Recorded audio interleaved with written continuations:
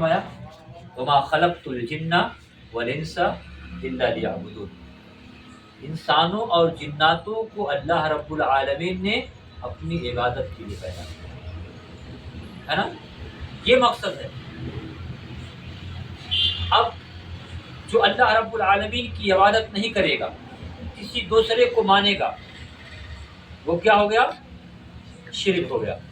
یعنی اللہ کی عبادت میں، الوہیت میں کسی دوسرے کو شریک کرنا، ملا لینا، شامل کر لینا۔ اب جیسے آپ یا میں ہوں، اب کیا ہوتا ہے، ہم کس کی؟ اللہ کی عبادت کرتے ہیں، ہے نا، نماز اللہ کی پڑھتے ہیں۔ ایک موٹی مثال ہم بیان کرتے ہیں، دعا کس سے کرتے ہیں؟ اللہ سے مانگتے ہیں، اب کے دعا۔ لیکن اگر اسی میں کسی کو دوسرے کو شامل کر لو، کسی قبر والے کو شامل کر لو، جیسے میں ایک نیک آدمی ہوں، اب میرے طریقے سے آپ یہ کہہ دو کہ اللہ فلاں کے ذریعے سے مجھے میری دعا کو قبول کر لے، یہ شرک ہو جائے گا۔ یہ چیزیں کیونکہ اسی نے پیدا کیا، وہی بنایا ہے، وہی ہم لوگوں کو بنایا ہے، تو ہم اسی کی عبادت کریں گے، اسی سے دعا مانگیں گے، ہے نا، وہی دعاؤں کو سننے والا ہے، وہی قبول کرنے والا ہے، تو پھر دوسرا کوئی کیسے قبول کر سکتا ہے؟ اگر ایسا ہوگا تو جیسے اللہ کے نبی کریم صلی اللہ علیہ وسلم کی قبر کہاں ہے؟ مدینہ کے اندر، سعودی کے اندر، مدینہ میں، ہے نا، تو لیکن آپ نے یا وہاں کے رہنے والوں نے کوئی ان سے مانگتا ہے؟ ایک موٹی مثال، ایک ذہن دوڑاؤ، یوٹیوب پر اگر دیکھو گے، کوئی دیکھو، آپ ان سے کوئی مانگتا ہے؟ نہیں مانگتا ہے۔ کیوں؟ کیونکہ وہ نہیں سن سکتے ہیں آدمی۔ اگر آپ، ایک موٹی مثال، میں انتقال ہو جاؤں، آپ میرے سے سوال کریں، مر جاؤں، میرے سے سوال کریں، میں سن لوں گا؟ یہی چیز ہے۔ اللہ کی عبادت میں کسی دوسرے کو شریک کرنا، اللہ کی عبادت میں کسی دوسرے کو ملانا، وہ شرک ہو گیا۔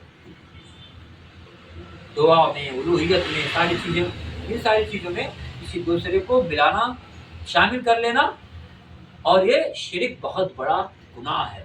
کیسے؟ قرآن کی ایک آیت ہے، یا بنی لا تشرک باللہ ان الشرک لظلم عظیم۔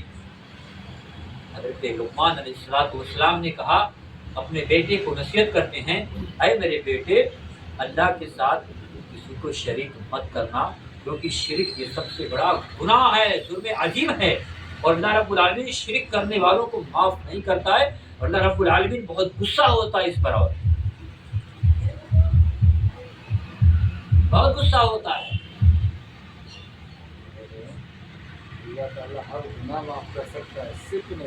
شرک نہیں معاف کرے گا، ہاں، اللہ یہ کہ مرنے سے پہلے اگر توبہ کر لیا کہ اللہ مجھ سے غلطیاں ہو گئی ہیں، میں دوبارہ اب اس کو کبھی نہیں کروں گا، توبہ اگر کر لیا تو اللہ رب العالمین آپ کو بخش دے گا، کیونکہ وہ غفور الرحیم ہے، رحمان الرحیم، بخشنے والا ہے۔